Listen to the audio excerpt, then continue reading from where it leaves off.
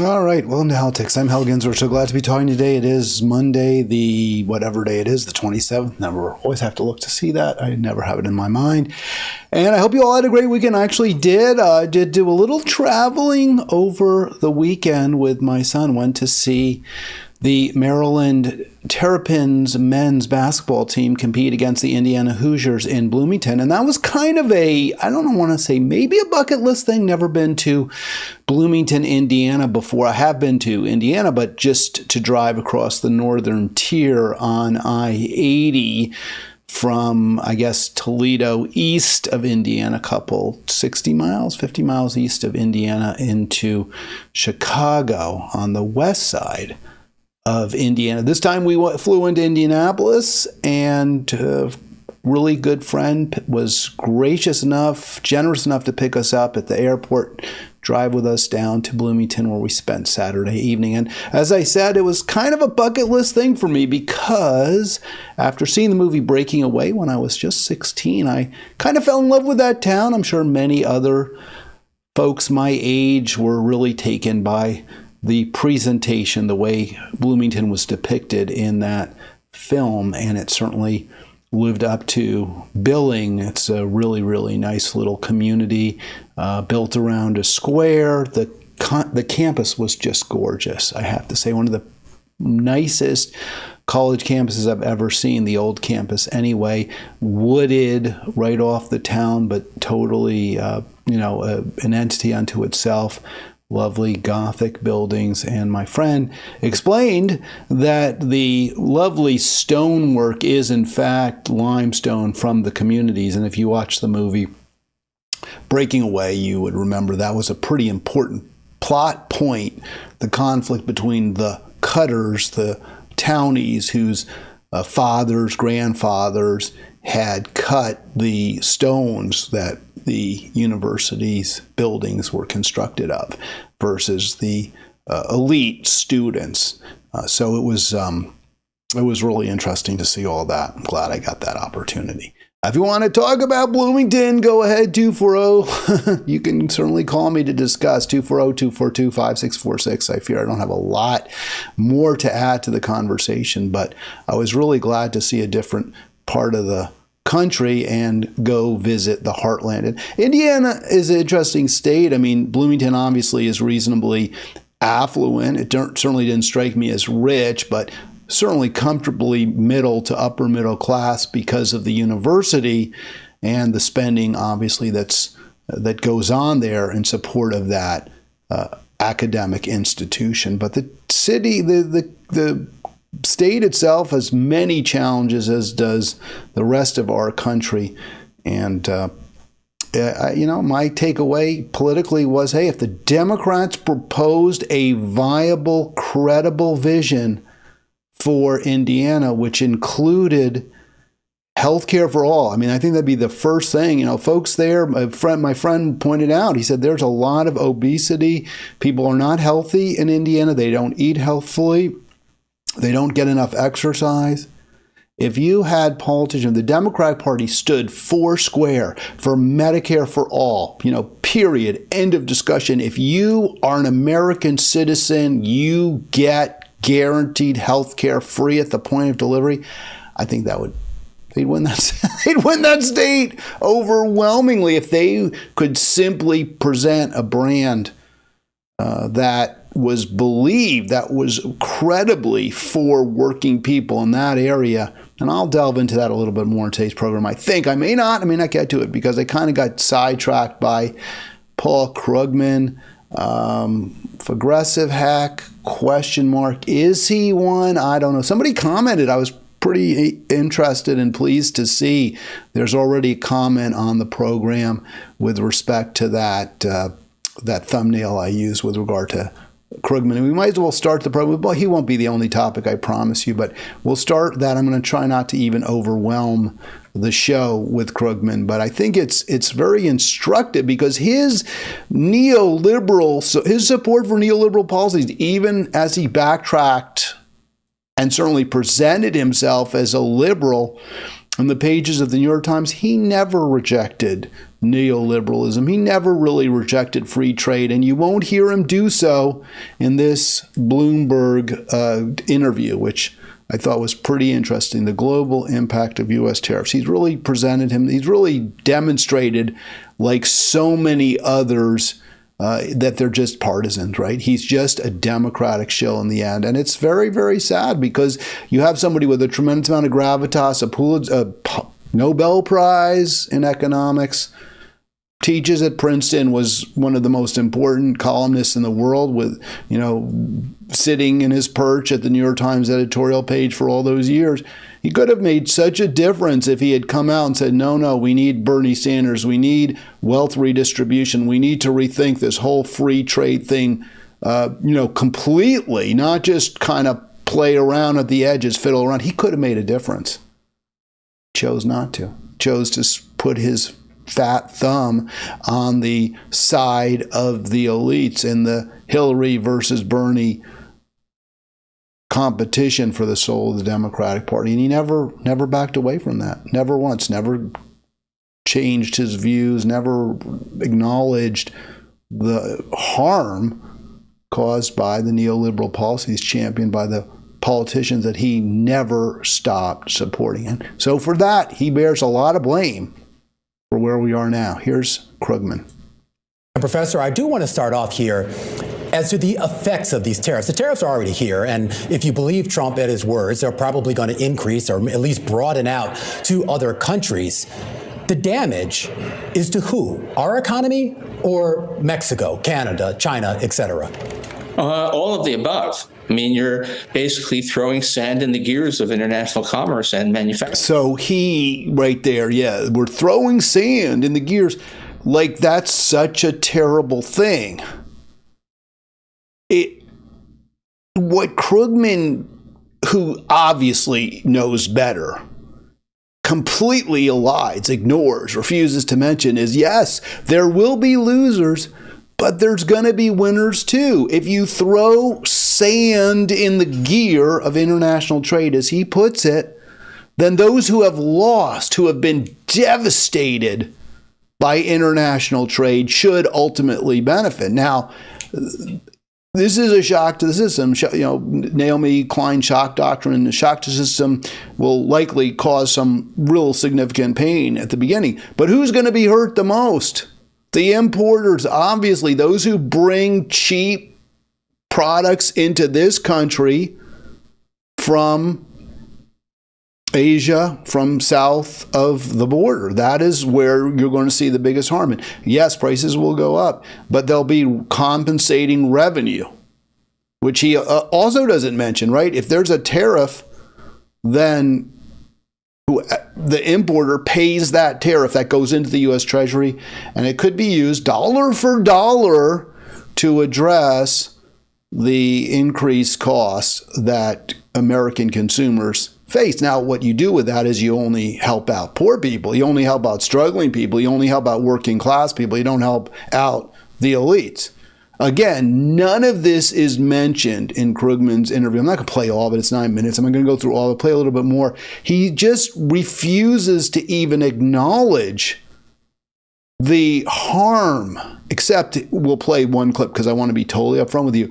The harm that international trade, that he has championed since the 1970s. He has been a flack for importers, for short-timers, for those who say, hey, let's move our manufacturing plant overseas, or let's move it to Mexico, or let's take advantage of some favorable laws in Canada to destroy our American working class. Let's do it. And when I say destroy, that's not right. They don't, the capitalists may or may not want to, they want to break American union. So yes, we'll move to Canada and we'll hurt American union. But it's more just, we just care about short-term profits. We don't care what we do to the American working class.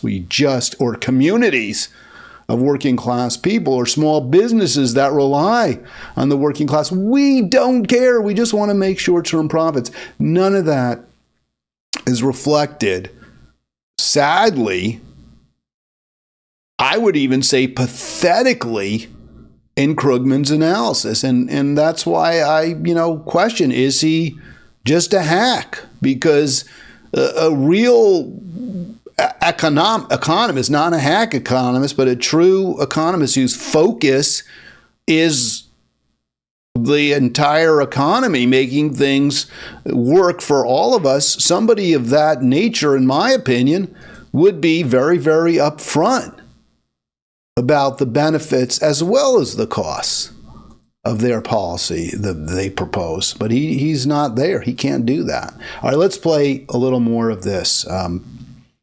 Everyone's going to be hurt, according to him, by this throwing sand in the gears of international commerce. Right.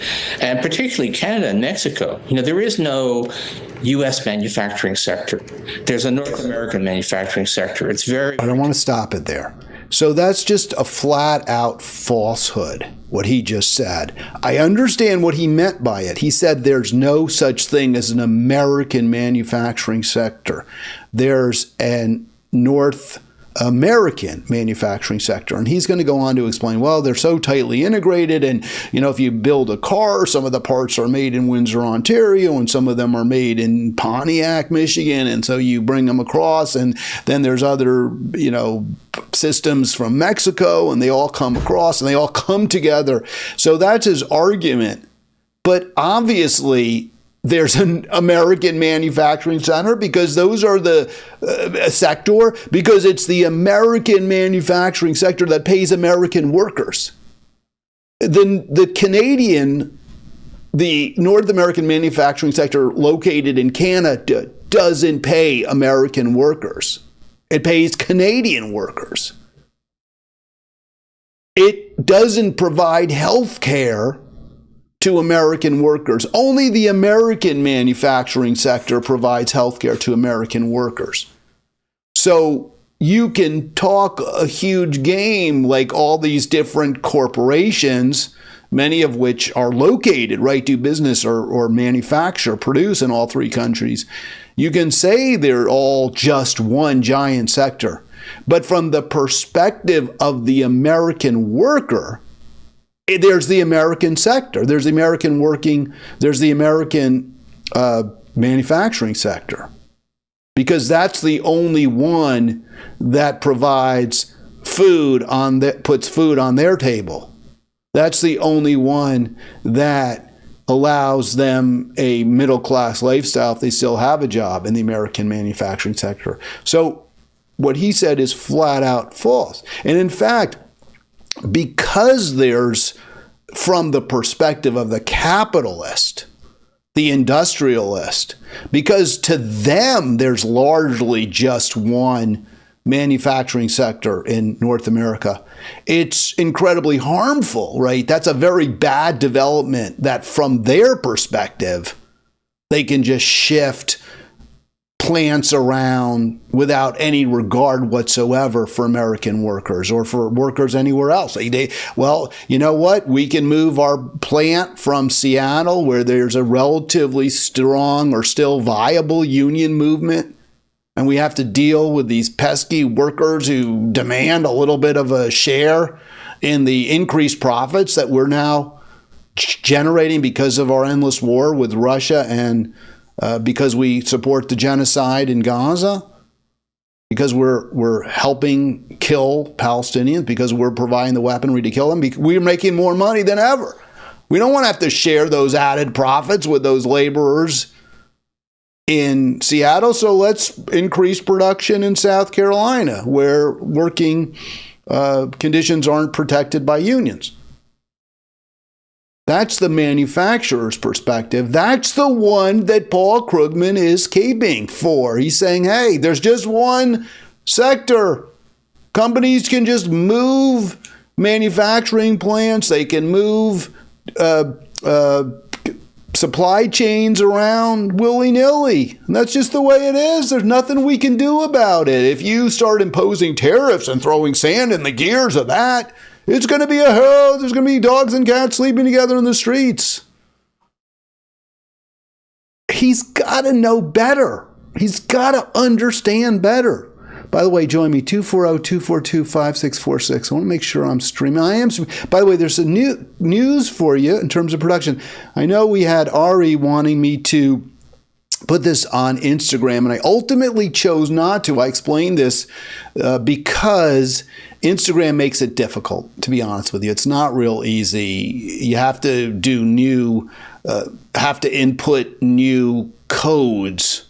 It's not a big deal, but it's a small deal. Every day that I live stream on Instagram, I've got to input new codes. It's not a set it and forget it deal. Fortunately, TikTok was not put out of business yet from this country. So I'm using my account with the Restream to send this to TikTok. So if you're watching on TikTok, and I'll test to make sure, I haven't even checked it. I'm test, maybe it doesn't work. If it's working on TikTok and you're watching me on TikTok, give me a call, 240-242-5646, 240-242-5646. That's what Halitics is all about, a conversation, a dialogue. We together try to solve problems. Let me play just a little more of Krugman, and I want to get into what the question, is he a hack? His whole reputation really was built on this new trade theory, I believe it's called, his new trade theory, which he developed in the 70s and 80s and formed the basis of his Nobel Prize. And is there something new about it? Kinda, yeah, but it's really just old wine in a new bottle. By the way, really good wine. I mean, the theory that new trade theory sort of is intended to supplant is the theory of comparative advantage, which I've discussed before in this program. That's a brilliant theory. I mean, it's still 208 years after, I guess, David Ricardo first propounded it. It's still going strong. Does Krugman add a little bit to new trade theory? I mean, does he add with new trade theory a little bit to the theory of comparative advantage? I suppose so. I'll give him credit for that. I know he knows so much more than I do. I'm sure I'm missing a million things. But in the end, I don't really think he did much to change the theory of comparative advantage. I think he maybe explicated it is a better way. He expanded it in a way that Ricardo, because he lived before, he lived at the dawning of the assembly line and massive economies of scale that generated tremendous profits for a fortunate few. So he didn't fully incorporate the advantages of giant economies of scale into his theory, but his theory is so good, the theory of comparative advantage, that it easily incorporates it today. And that's what Krugman did. So you want to give him credit for it? Okay. We'll get into that in a little more detail. I don't want to spend the whole program on this, though. The integrated parts, components, go back and forth across those borders.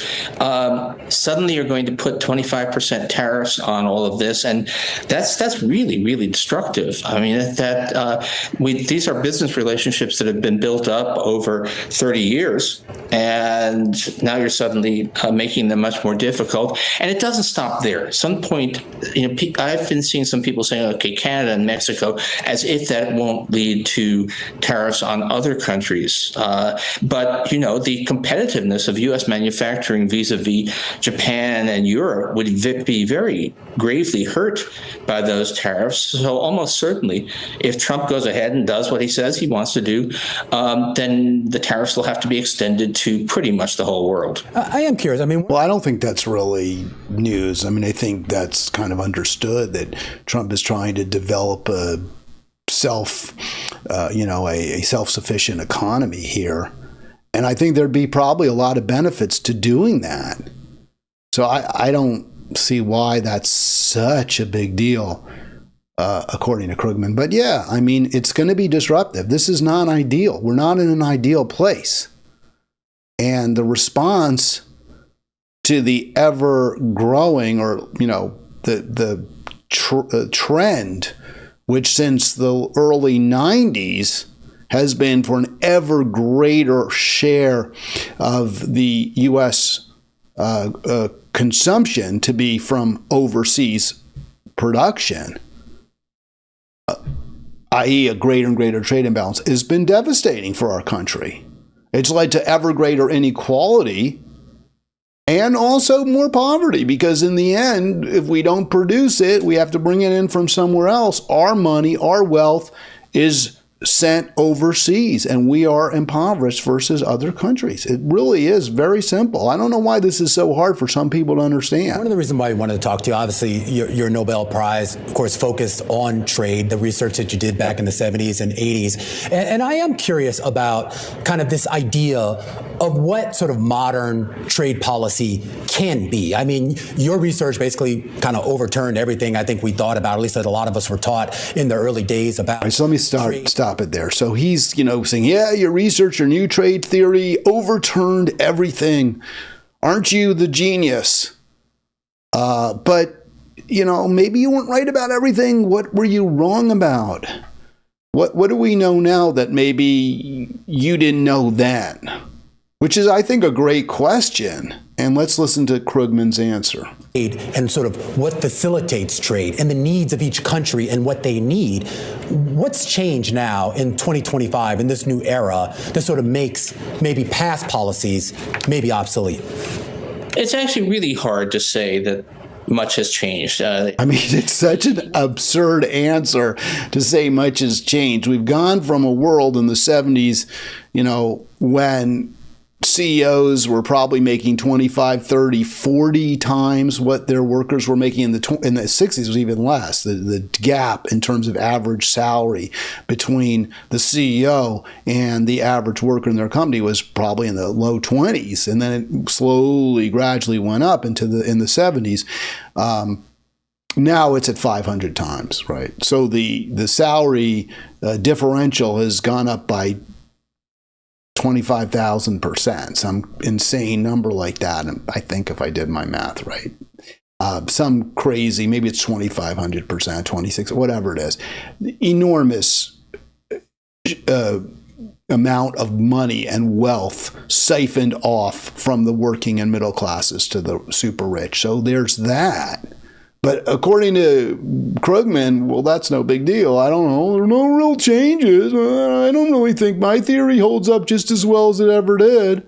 So here's more from Krugman on that. What we did learn, lesson of the 2000s, the first decade of the century, was that rapid growth of imports, the China shock, is more disruptive than we realized. Yeah, who could have seen that, right? All these companies fleeing the United States and moving their operations to China. Who could have seen that might be disruptive? More disruptive than we thought. Who could have predicted it? People were predicting it in the early 90s. Labor unions were apoplectic. They were begging Democrats not to sign on to NAFTA. I guess for Krugman, though, who could have seen it?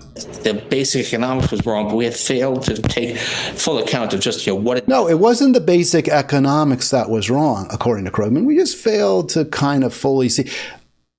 The basic economics aren't wrong if you don't factor in the salaries paid to working people in this country as a relevant consideration when determining what a policy will or won't do. If you say, oh, well, it's, there'll be some short-term pain, kind of like a fever for a few days, and then you're better. If that's your attitude, then yeah, it doesn't hurt your theory. But if your theory is dependent on generating an economy, right? Because what Krugman is saying is we should have open borders. We shouldn't have tariffs. We should have, easy access to foreign markets when it comes to our goods being sold there, but also their goods being sold here. If your theory is that this will lead to a better world, right, to wealth creation, to an increased quality of life, or at least increased GDP, if that's your theory, then the worker's condition in the short term probably doesn't matter much because the GDP will still go up. It's just that all of the wealth will be captured by elites, the parents of the people you taught at Princeton, or now you're at City University of New York, so you're not teaching the elites the way you were, and maybe that'll change his view. I hope so. But if you present your theory on the ground that this is going to make life better for all people, that this is going to lead to a better world where everyone has enough and no one has too much, then what we learned in the 90s and 2000s debunks your theory, debunks your idea that free trade is good and that specialization is what causes short-term pain, and specialization leads to increased wealth. If that's your view, it's confirmed. To localized manufacturing centers that find themselves in the path of this kind of wave. So there's where the problem is, localized manufacturing centers. He never uses the word worker. Interesting. He never uses the term class. I did a search through that. Those aren't concerns of Paul Krugman. And I think, given that, I can't take him seriously as an economist. I want to just go through this real quick, trying to explain this new trade theory very, very briefly, and why I don't think it tells us much, and why that, to me, makes Krugman a bit of a hack. That he gets a Nobel Prize for coming up with a theory that doesn't really explain anything beyond what we already knew. So this is from Wikipedia, super simple. I know this is Econ 101 simplified, but that's as far as my pay grade goes. Traditional trade models relied on productivity differences, Ricardian model of comparative advantage, or factor endowment differences to explain international trade. So what my big example has always been, Kentucky, they grow corn. The United States has a lot of corn. In Scotland, they have peat. So we make bourbon, they make Scotch whiskey. And we trade because some people in Scotland like bourbon and some people in Kentucky like Scotch. So everyone's better off, right? The people in Kentucky who want Scotch can have Scotch or bourbon. And there's more consumption of both. Because some people in Scotland are drinking bourbon who wouldn't have. And so that means there's more bourbon being distilled than there would have otherwise been. And then there are people in Kentucky who are drinking Scotch. And so there's more Scotch being distilled in Scotland than there would otherwise be. So that's the advantage. There's a comparative advantage. One area has an advantage to make one kind of whiskey. The other has the advantage with the other kind. So that's true. There's no question that is a accurate description of the way international trade works. But then they go on to say, what's the difference with new trade theory? So new trade theorists like Krugman, who created the theory, relax the assumption of constant returns to scale, which basically just means if I make more bourbon, it will be, it'll cost me about as much to make 10,000 barrels of bourbon as it does to make 1,000. So if I can sell more bourbon, I make more money. But I don't make that much more. I just make 10 times as much. If I sell 10 times as much bourbon, I make 10 times as much money. But what the new trade theory says is, oh no, there's real big advantages to scales. You could make 100 times as much. If you sell 10 times as much bourbon, you might make 100 times as much money because you're going to dedicate fields just to corn, and you're going to make the corn super efficiently, and you can have this enormous field of corn, and you just need one enormous harvester to go through it one time. I don't know. I'm just giving kind of spitballing, but that's the theory. The more you make of one particular item, the cheaper it is per unit of that item, per barrel of bourbon, per car. If you're making cars, if you make a 10 million cars, it may be far more than 10 times more, far less than 10 times more expensive than if you make 1 million cars. In other words, it may only cost you twice as much to make 10 million cars. So that's the advantage of the economies of scale. But that doesn't in any way detract from the Ricardian model. The Ricardian model says if you have an advantage compared to other potential competitors or other competitors, you'll win. And the competitors in other countries will have to produce a different good or grow a different plant, grow a different crop. The fact that by making more and more cars, that gives me a bigger, and all that means is if I'm in Detroit and I have a really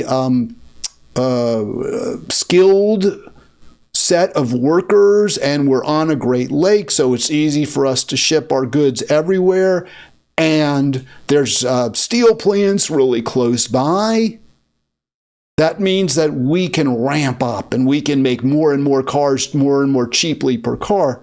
Yeah, that's your comparative advantage.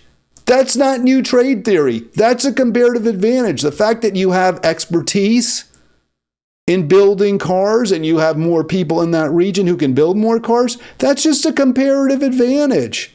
It may make the comparative advantage even greater than it would otherwise be, but it's just the comparative advantage that you enjoy. The biggest comparative advantage that countries enjoy over the United States is cheaper labor. It's just that simple. Their workforces are paid less and cost their employers less money. We made a decision in this country. Some, I think, were good decisions. Others more questionable. But we made a decision. Hey, we're going to guarantee you you get a minimum wage of $15 an hour, whatever it is. It's actually less, but it's depending on the state, it's going up towards heading maybe ultimately towards $15 an hour. I know it's less under in some places. We made a decision that if you are working for a company, you have to be paid a certain fair wage, or what we considered at one time to be fair. Now it's clearly not fair in many cases. But in countries where there's no such minimum wage, they have a huge comparative advantage. Their labor is cheaper.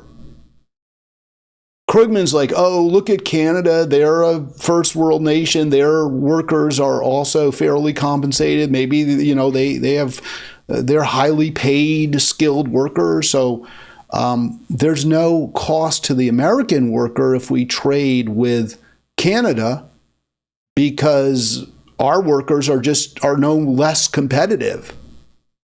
But in fact, they do have a comparative advantage their companies have a comparative advantage over American in terms of labor costs, because in Canada, the employer doesn't pay the healthcare costs.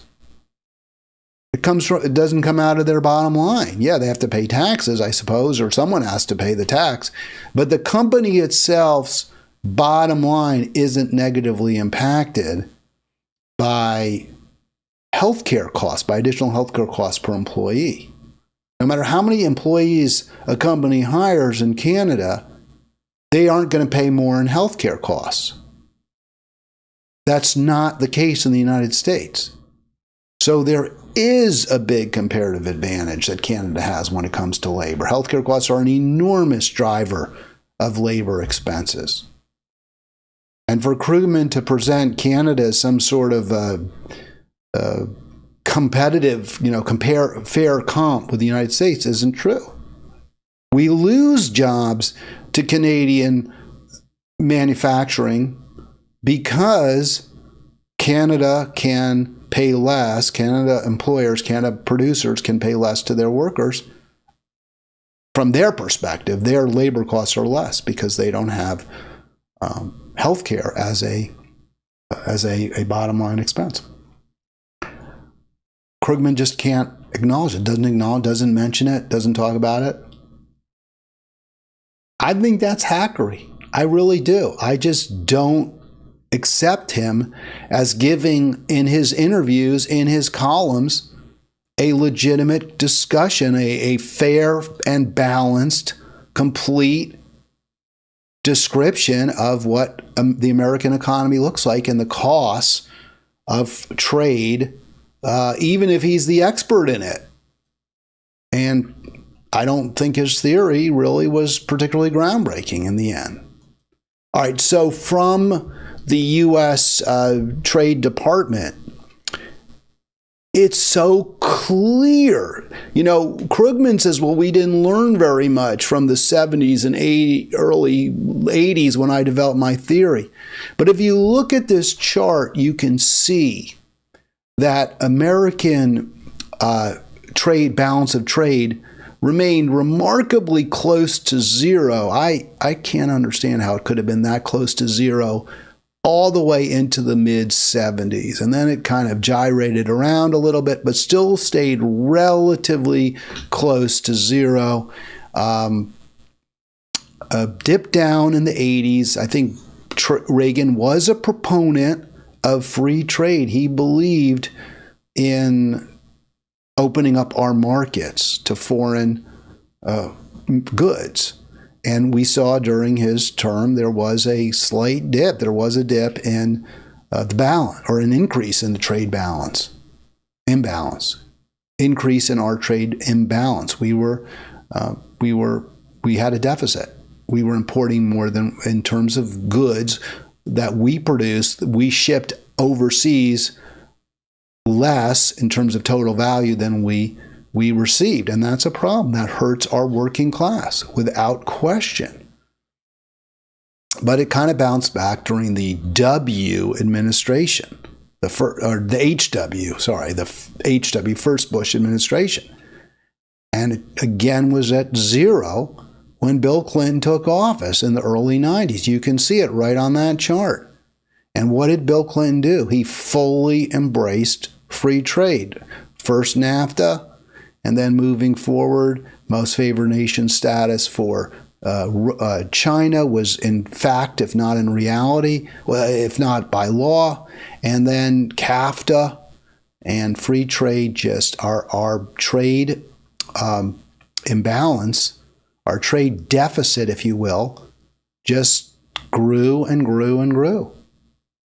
I don't see how you could look at this chart, as Krugman obviously is familiar with it, and see us with hundreds, over $100 billion trade deficit in 2021, and not see that as impacting on his theory, on the quality of his theory.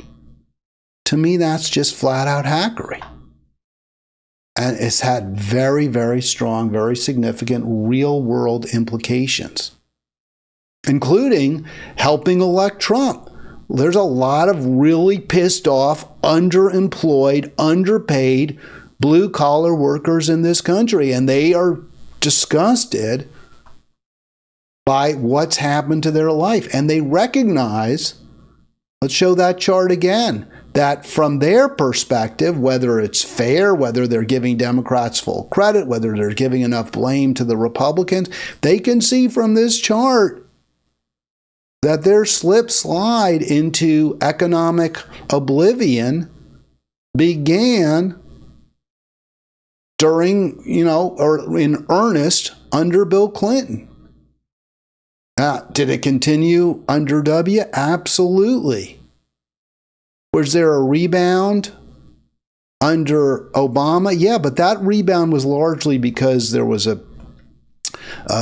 were recovering from the worldwide global financial meltdown. But again, under the next president, the next Democrat president after him, again, a big drop in our net imports, net exports, and a big rise in our net exports, again hurting working class people.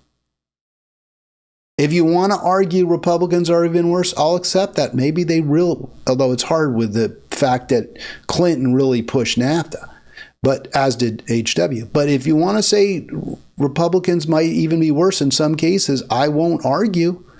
But I will say to you that workers demand more from Democrats. Democrats present as somewhat sanctimonious, present as allies of the workers. Republicans have never done that, haven't done that for over 100 years. Maybe under Trump that's changing a little bit. The working class is just looking for anyone to be a champion. And sadly, they don't have one. This explains the impact of Krugmanesque neoliberalism.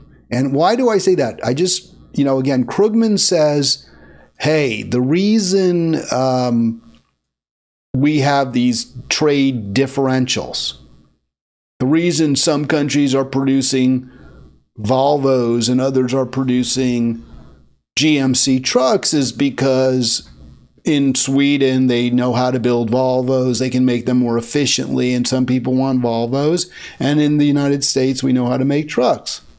So that's, again, fair, true as far as it goes. But he uses that explanation. That explanation is used to justify free trade, quote, free, unquote. Hey, we just let everyone do their own thing, and we get all these wonderful economies of scale and places where they focus on building Volvos, we'll get more Volvos, and places where they focus on building Toyotas, we'll get more Toyotas. But that's not what happened. What happened was Apple decided, hey, we can pay workers in China $1 an hour. Not, oh, we have this plant that we built in Cupertino where we have to pay people $30 an hour, or they'll be sleeping under a bridge, and no one's going to like us, and we'll get a lot of bad pub. But we have a huge economy of scale. Apple says, hey, we're just going to move our entire operations in terms of manufacturing to, Guangdong or, Sichuan or somewhere in China. And except for, our CEO and our top management, because we like living in California. It's really, really nice for us. We don't want to move, but we'll send all the workers or all the work overseas. And that has nothing to do with economies of scale. That just has to do with cheap labor. That's the only advantage, is that the workers are cheaper. And you can treat them badly. You can order them around, and no one's going to do a damn thing. The Chinese government can protect them as long as you have enough backsheesh for the officials. And they're pretty well educated. China does a pretty good job educating its citizens. So we'll have an educated workforce. We'll have a docile workforce. We'll have an underpaid workforce. And we don't even have to worry about dumping effluent waste into the nearest river. None of that has to do with economies of scale, Krugman. And that's the explanation for the harm that's befallen the American working class since your theory was published. Your theory, of course, used to justify free trade. All right, cruel Trump deportation plan will hurt farmers, food workers, and all of us. So this was published in The Equation, which is from the Union of Concerned Scientists, before Trump took office. And it's 100% spot on. Yes, it's a terrible plan. It's incredibly cruel. It's destroying families. It pains me that Americans support this. I understand why, though. I just want to we're not going to use this too much as a, I guess, a predictor. It's just a descriptor. Because we know, even though this was published before Trump took power, and we were deporting people, Harris Biden was deporting lots of people. And the Harris Biden policy was very bad too. But in terms of just outright cruelty and inhumanity, yes, Trump's definitely worse. So the author here, before I get into the ripple effects that mass deportation is going to have, the economic effects, I think they're saying, she front and centers the terrible experiences faced by workers in agriculture who are likely to be, and other industries who are immigrants and who are afraid either because they don't have documentation or because they could be targeted even with documentation. It's morally abhorrent. It's morally abhorrent what Trump's doing here, what his plan was. It's horrible. It's so wrong. And I try to make that point on social media. And they don't understand. Don't you understand that illegal is illegal? These are human beings. You're uprooting them. You're taking them from the world they know, that they've been able to navigate successfully, where they have friends, where they have relatives, schools. So I was really glad because I wanted to just continue with this just a little bit more, just to show how morally abhorrent the Trump policy is. The plan will likely split up families. It already is now. He's separating children from their parents. You're returning people to desperate and dangerous situations or countries where they never lived. And whole communities will be devastated. So is that happening now that Trump is in office? We'll answer that question in a second. Just some housekeeping measures I want to get to beforehand. Don't forget, click like if you haven't already done so. Always hope folks will do that. So click that like button and also click subscribe. Let me see if I can get my subscribe button here. Where is it? Does it say so? Is it? I have my Facebook GIF. I have my subscribe. Yeah, of course, subscribe now. For some reason, it's on the other side of the page. So let's get that up for you. Now, subscribe now. There we go. Oh, it's not working. It's not the end of the world if we can't see the subscribe now. So the other promotion I have is, Facebook. Join Halitics on Facebook if you want more. And I saw our Halitics group is growing a little bit, so I'll certainly take that. I appreciate the growth. More comments. I lost a viewer, and my numbers are so small right now that I certainly do notice, even if I lose one viewer, which is unfortunate. And I'll maybe get to that later in the program if we have time. If not, maybe tomorrow or later in the week. I would note that today is not an Arlen Monday. Tomorrow will, in fact, be an Arlen Tuesday. Despite the inhumanity, despite the cruelty, and this is very, very painful for me, just as the support, so many Democrats refuse to challenge the Harris-Biden pro-genocide policy. We see most Americans support deporting immigrants who are here illegally. Now, I understand the way the question is phrased. People say, they're not here legally, they should be deported. No, we need a path to citizenship. No, we need to recognize that they're human beings. But I understand why people take that position, because they understand that more labor means lower wages. It's true. There's just no way around that.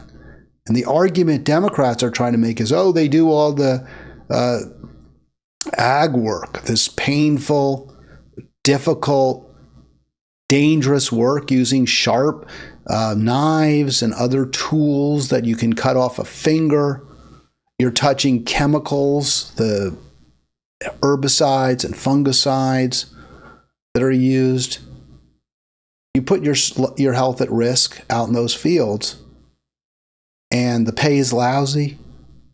So if we deport these folks, then we're going to suffer. That's the Democratic argument that I hear. I don't hear a lot of people talking about how harmful it is to our nation's soul or just the human cost. I don't hear that.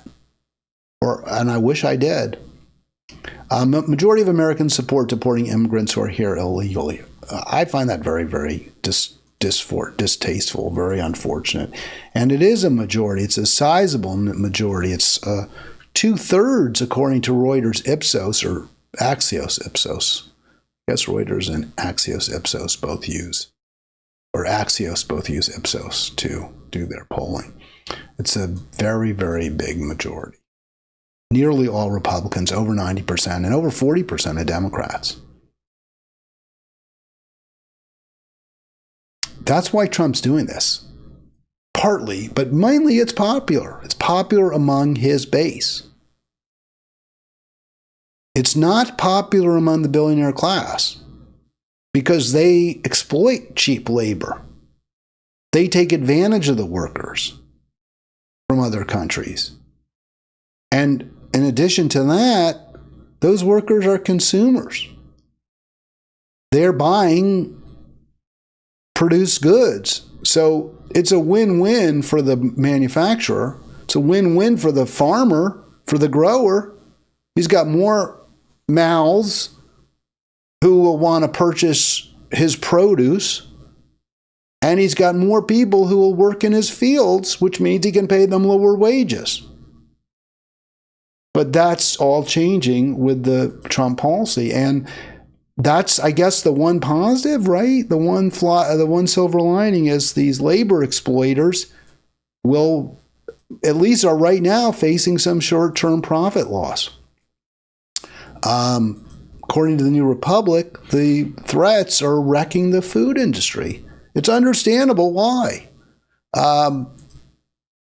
Those workers are terrified of facing the pain, of being deported. So they're staying home. They're not going to work.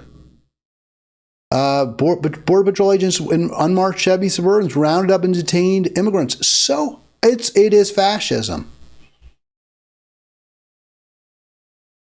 So now those oranges are going to roast in the sun, and those farmers are going to be really, they're going to lose money. I mean, if your oranges are going to roast in the sun, you're going to lose money. Now, the advantage, that's a plus, I think. The labor exploiters, if they had hired documented American workers, they wouldn't have their oranges roasting in the sun. What we really need is a policy that makes these folks, gives them a path to citizenship, a quick, short, easy path to citizenship, but also penalizes the employer who exploits workers. That's the solution. Ultimately, we need to change our policy so we don't destabilize countries south of the border to the point where the people there are so desperate that they'll even come to a country where they face a lot of hostility, a lot of anger. They face the prospect of being separated from their loved ones, but they'll do anything to get here because of the promise for a better life economically. So what we need to do is make sure everyone south of the border has a better life, decent life, enough. That's not where we are. And that's not where we are because of both parties. And the only way we get there is if we figure out a way to break the stranglehold that the corporate elites have on both of our political parties, or on power. Ultimately, I don't see us breaking that stranglehold. I see us moving to a alternative emerging party that champions workers, all workers. So you can see this. Bakersfield is one of the top 3 agricultural counties in the nation. off the backs of undocumented laborers. I don't know how easy it is to get a laborer documented, but my suspicion is that those growers, if they have tremendous political clout. If they went to Sacramento or they went to the U.S. Congress and they said, we need you to figure out a way where we can have these workers living in this country legally with a path to citizenship, that could happen. But they greatly prefer to exploit the workers, keep them without potential for becoming unionized, without the potential for demanding better working conditions without fear of being outed to ICE and deported. It's a really ugly situation.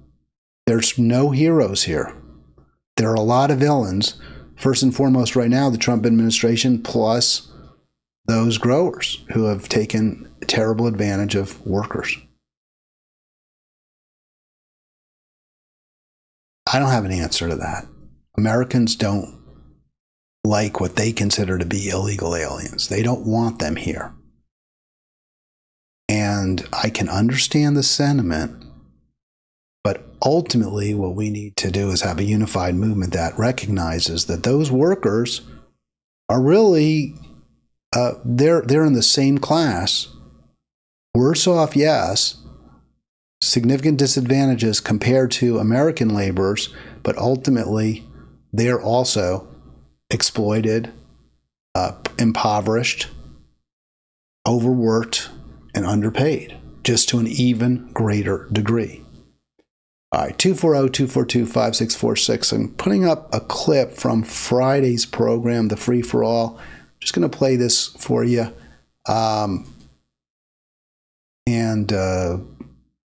This goes to that question of who's on the side of workers.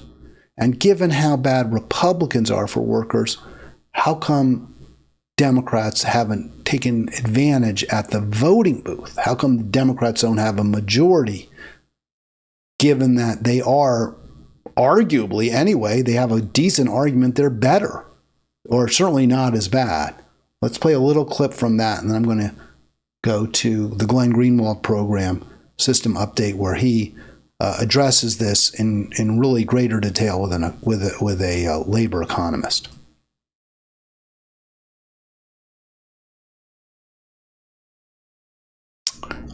So what progressives need to do is point out the failings of Trump when it comes to working people. But we need to give a credible, viable alternative. I have been critical of people who I view as making apologies for the Democratic Party, excusing, saying, well, the Democrats did the best they could and working people just don't get it and they're stupid and they're this and they're that. And how come they don't realize that Democrats cut the cost of insulin? Why don't they get credit for it? And it's because it's not enough. Because none of that has changed our trajectory towards more and more wealth concentration, towards more and more power and influence in the hands of so few people. All right, so basically that's what I had to say about that. And it's a somewhat unsatisfactory answer, I have to admit. I think it's the right answer, but it feels a little bit unsatisfactory because theory would say if your choice is between two options, you're going to go with the better option. And if they're both bad, you'll go with the less bad option. And the Democrats had an argument to working people, I think probably a persuasive one, although Trump's arguments on tariffs, I think, kind of threw a fly in that ointment, as does his pro-peace positions, right? Because he was more pro-peace, or he certainly was credibly more pro-peace than Democrats, and that's pro-worker. So it wasn't absolutely clear-cut to me that the Democrats were less bad for workers, but it was somewhat I think, clear. I think they are slightly less bad for workers. So the workers should have supported them. Now, there's a lot of reasons they don't. There's propaganda, there's Fox News, there's this and that. But, my answer was it wasn't enough. So I want to go to Glenn Greenwald. I like Glenn Greenwald. I think he does a good program. I don't get these guests on, so I've got to glom onto him for these kinds of conversations. Here they address that exact question.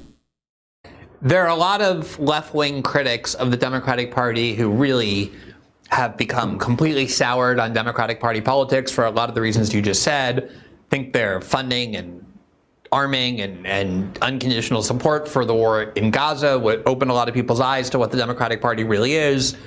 A lot of people think that Joe Biden was a disaster. The Democratic Party itself is something that can be reformed. And yet, even those people, the harshest critics I know on the left of Joe Biden and the Democratic Party, will acknowledge that one of the areas, for me, one of the best things he did was Lena Khan and the FTC. But a lot of people will say, actually, even better were his labor board picks, the Labor Relations Board, and a lot of these kind of old school pro-union policies. I heard someone this week say that they think the reason for that is that Joe Biden is just so old that he comes from that era when the Democratic Party was still kind of consciously pro-union. There's just parts of like his DNA and his brain that just those neural connections happen. He's like, no, we're the party that's pro-union, and it was just kind of an aberration. But whatever true, there is some truth to that for sure, and yet it doesn't really seem to have registered a lot or mattered. It registered with. So just exactly what I was saying.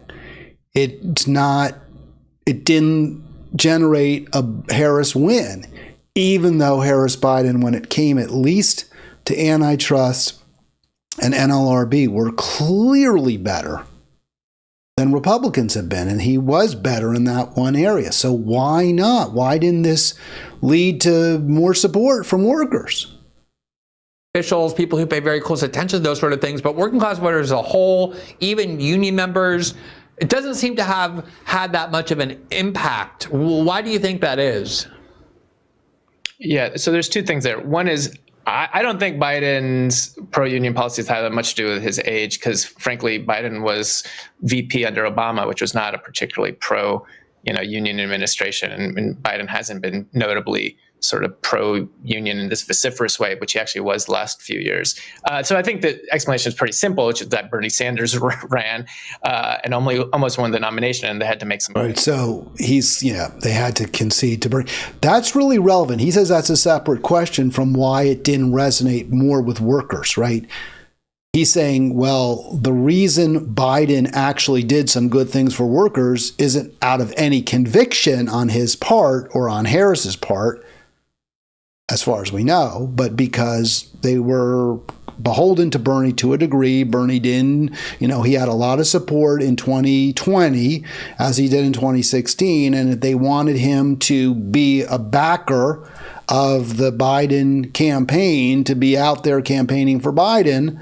They had to throw him a few bones. And those bones included NLRB, pro-worker NLRB commissioners and Lena Khan in the antitrust division. But that's not just an answer to why Biden did it. It actually also, I believe, is a very good explanation for why Harris didn't get as much support from workers as one might have expected given her administration's pro-union bent. Because people didn't believe she was pro-union. Yes, the administration did some decent things, but nobody believed she endorsed those policies, or she personally supported those policies, or that she herself would be a pro-union president. Remember, her close advisor was Tony West, who was an Uber general counsel, who had torpedoed pro-consumer, pro-borrower terms in the bailout by Obama in 2008. That was her close advisor, somebody who consistently sided with the corporatists. She didn't make hay out of being a pro-labor candidate nominee. She didn't talk about it. She surrounded herself with the pro-corporate forces like the Liz Cheneys. She didn't tour with Tim Walz, who had some real cred. When she was asked about how she would respond, or how she responds to people who are Generation Z, Gen Zers, and young folks, millennials, how she would try to help them navigate an increasingly more expensive world, she didn't have any real answers. She didn't talk about better wages, work, increasing union density. That was never an answer for her. She never even talked about unions. So, yes, one can point to some decent policies and decent, or even better than that, good appointments by Harris Biden, but they didn't reflect. There was no reason for workers to believe they reflected the policies that Harris would pursue. So that's a big reason that she lost the working class vote as badly as she did. It's also a roadmap, provides us with a roadmap for how we can defeat MAGA if that's what you want to do. We have to embrace candidates and parties that are pro-worker. And we know one party that isn't is the Democratic.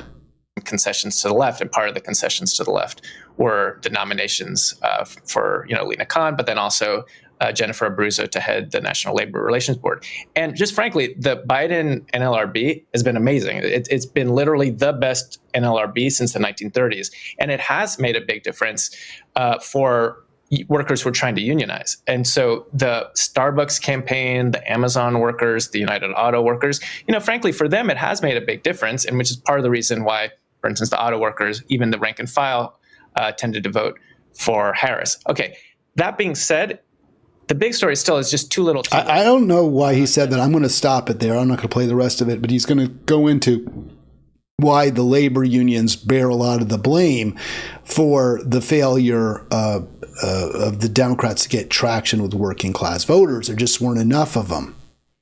Actually, I'll go back to that in a minute. I will go back, but I just want to get to that. But I don't think it's true what he said about the auto workers supporting Harris. In fact, when they did the vote among the rank and file, what was published is 2-1 in favor of Trump. They ultimately didn't endorse, but the UAW's vote was 2-1 in favor of Trump among the rank and file. So I don't know where he got his data that the auto workers, by and large, preferred Harris. Or maybe that's better than other unions. Maybe that's better than ununionized workers or non-union workers. But it doesn't sound good to me. Hasn't made up for the overall sort of cost of living crisis. It hasn't made up for decades of sort of neoliberal politics. And there's an additional thing, which I would add, which is... I'm just going to go back and play that again, because this is what's really the key phrase. Why Harris Walz didn't benefit from some pretty good pro-worker policies that Harris Biden embraced. And so the question is, why didn't they? So here's the professor answers. Or workers who are trying to unionize. And so the Starbucks campaign, the Amazon workers, the United Auto workers, frankly, for them, it has made a big difference, and which is part of the reason why, for instance, the auto workers, even the rank and file, tended to vote for Harris. Okay, that being said, the big story still is just too little too late. It hasn't made up for the overall sort of cost of living crisis. It hasn't made up for decades of sort of neoliberal politics. And there's an additional thing, which I would add, which all right, so he'll go into the blame that the unions deserve themselves, which I didn't find particularly credible. But I was totally taken by that response. Too little, too late. It's just not enough. The Democratic Party doesn't have credibility as a labor champion, and it doesn't deserve that to have it. We need a party that does, that has demonstrated through its policies, through over time, a true commitment to working people. That is not the Democratic Party. That is Bernie Sanders. That is not AOC. So I would love to see Bernie, and maybe if there's some other Democrats out there who really have been champion workers, you got to go somewhere else. We've got to build an alternative, or workers will never see a better life. All right, I know I'm going a little long, but I have more to talk about. So I want to continue with this just a little bit longer with that interview with a professor on Glenn Greenwald. There was a very interesting question. I found his answer worth responding to. And that is, can you be pro-worker but not pro-union? Greenwald has been to a degree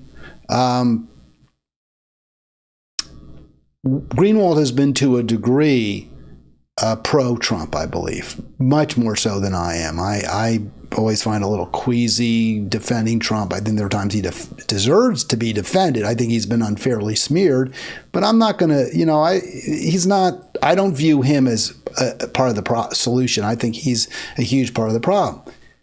But Greenwald is looking for ways to sort of defend Trump, in my opinion. And one of his questions is, can you be pro-worker but not pro-union? He's acknowledging Trump ain't pro-union, but maybe those workers who voted for him were onto something with the argument by Greenwald that even if he's not going to be for the union, he could still pursue policies that are pro-worker. And there are some, I'll just say real quick, certainly the pro-peace policy and the pro-tariffs. Those are pro-worker. And minority group. So is it possible to envision a party that is pro-working class without necessarily being pro-union, especially given, as you document in your book, that the percentage of unions has reduced pretty significantly for a lot of reasons? Well, I mean, it depends on what your analysis of U.S. society is. Basically, if you think that it's possible to sort of systematically raise the living standards and make lives better for working class people without challenging the power of capital, well, then yes, and I think that this is the hope of certain wings of the Republicans, is that there's a way to sort of coexist with the billionaires while providing maybe some more welfare state benefits. And, you don't even necessarily, as you mentioned, need to be pro-union. Maybe you can get some more manufacturing. I think the essential problem just in that power analysis is that experience has shown that in order to really significantly improve, working conditions and living conditions, the major block for that is the power of capital, right? The corporate sort of just dominance over everything is what is blocking that. And so the question is, how would you overcome that resistance? Maybe you could do that purely electorally. There's not that much experience to suggest that's the case. Historically, and I think still today, the major mechanism to overcome corporate resistance so that you can pass all these good things, right? So you can force politicians to pass good policies despite sort of like big business, scaring them that they're going to get, primaried out by, some well-funded challenger. The way you do that is by organizing working class people, and that's what unions are. So, right, so I'm going to stop it right there. He's saying the way you get power for workers is you organize through workers. It's not the government. It's not some sort of government policy that changes things. And so to address, as he says, the hope by some Republicans that we can keep capital with an extraordinary share of the nation's wealth. We can keep in capital. We can retain for capital that tremendous amount of the nation's treasure in the hands of a tiny number of people. We can maybe do that. That's their hope. I would argue that's the hope of the Democratic Party. That's what the Democrats want. You remember Chuck Schumer's solution to demographic issues was, well, we'll get more votes from suburbanites. We can lose blue-collar workers. We'll get more white-collar workers. So their hope is, no, we're not going to take on the capitalist elites, not at all. We just want to hopefully cross our fingers and things will be magically a little better for the working class. I don't think the Republicans even care that much.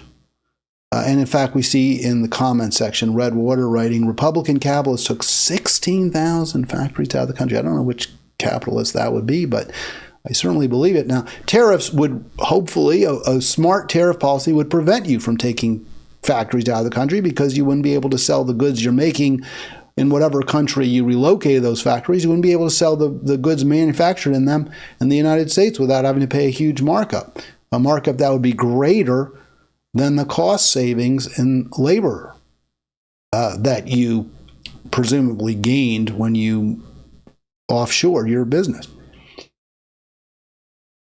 The answer to the professor is it actually is government, not even unions. Yes, unions were incredibly important in the 40s, 50s, 60s, but it was FDR and the New Deal.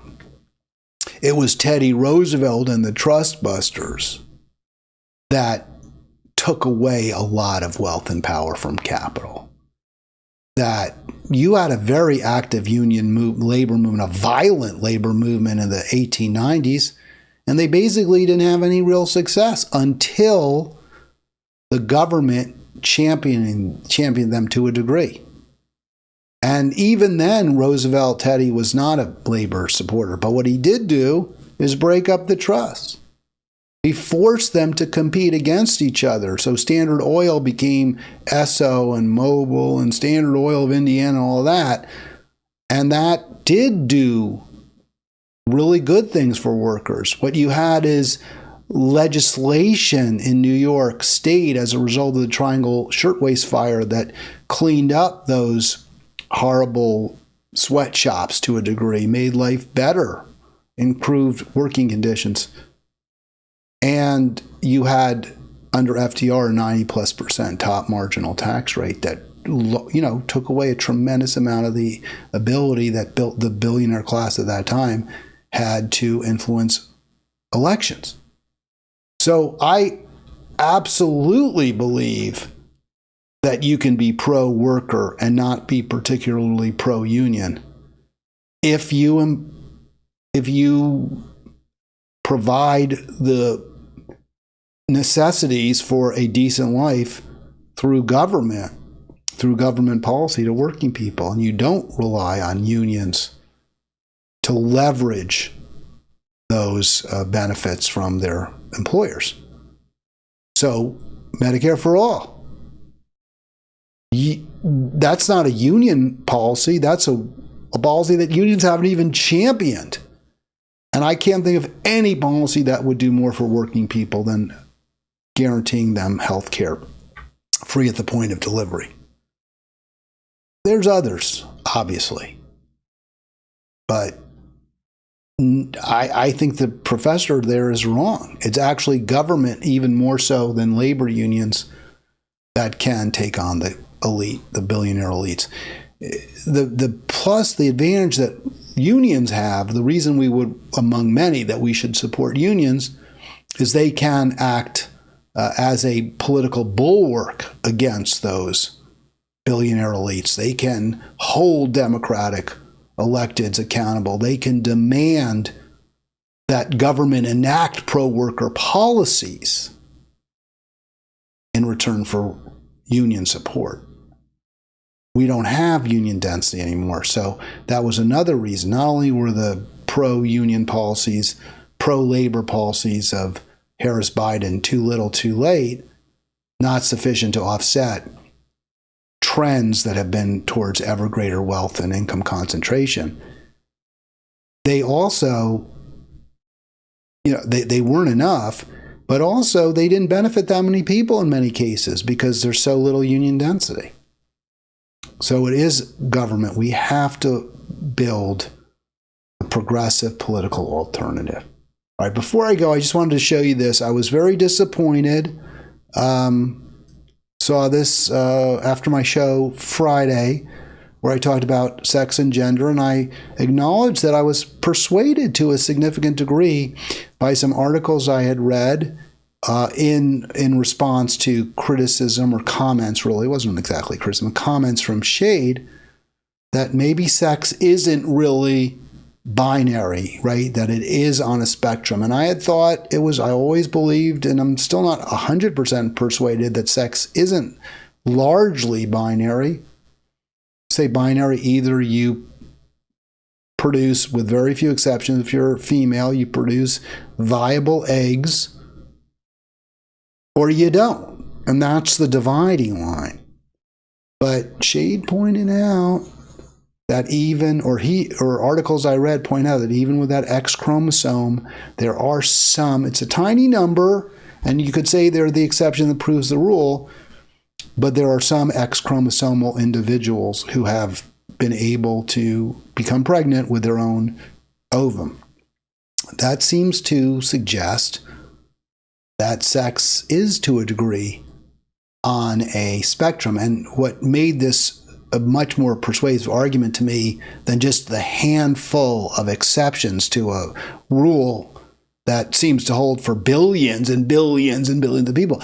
What caused me pause is that apparently, at least according to this article I read and I discussed and described, many of us, most of us maybe, have some cells that are apparently of the sex that we're not, right? I mean, I, according to this, presumably have some XX cells. It's not every cell in my body is XY, even though I'm a man. I mean, I fathered children, so that would meet my definition of a man. Biologically, a male. Forget about man, male. Biologically, that would certainly meet my definition of a male biologically. But apparently, at least according to this article, I may well have cells that are the chromosomal makeup is XX. If that's true, that suggests to me that yes, organisms, individual human organisms, may well be on a spectrum sexually, not gender-wise, but, because you could say, well, I'll talk about myself. Okay, gender. I certainly consider myself to be a male, a man, masculine, gender, whatever you want to say. But, there I have my feminine side too. I'm not really muscular. I'm not like a mesomorph. I don't have defined big muscles. I like to cook. I don't know. Is that, some people might say that could be considered, I don't know. So gender I can see is more on a spectrum, right? But sex I never considered it to be. But then when I read this article and I looked into it and it seemed very credible, I'm like, well, maybe it's a little bit on the spectrum after all. And this subscriber, Faith Bad, writes, I'm unsubscribing. Gender's on a spectrum, sex is a different thing. Thanks to you and Jill for helping re-elect Trump. Wow, I'm sorry to lose you, Faith Bad. I really am as a subscriber. I appreciate your sharing that. I always want to hear from people who don't like what I have to say. I get what the point about losing. Yeah, I mean, the social issues, right? The woke issues definitely hurt Democrats. I think they hurt Democrats because working class and middle class voters say, hey, you care more about trans people than you do about me. You care more about hurting the feelings of multimillionaire people of color than you do about my feelings. And I understand that. I get it. I truly do. Because Democrats haven't been champions of economic justice. But all that said, the truth is what ultimately matters more than anything else. If it's indeed true that we're all on a sexual spectrum as well as a gender spectrum, I don't see how that changes policy. I still think there should be sports teams for girls. And you just have to draw a line. And maybe there'll be a few people on one side of the line that you would say really are female, but they're not allowed to compete. I mean, yeah, you're going to have tough decisions. But the alternative, we can't have sports teams in high school where males are competing, biological males, people who are predominantly XY. That doesn't work. It's clearly not fair. It's not the point of women's and girls' sports. The fact that we may all be on a sex spectrum doesn't change that. It doesn't change the policy that I push for. And in fact, in some ways, it supports it even more so. Because what these tests suggest is that where you fall on that sex spectrum has tremendous impact on the kind of on what kind of a person you are in terms of your, again, aggressiveness, assertiveness, nurturing qualities.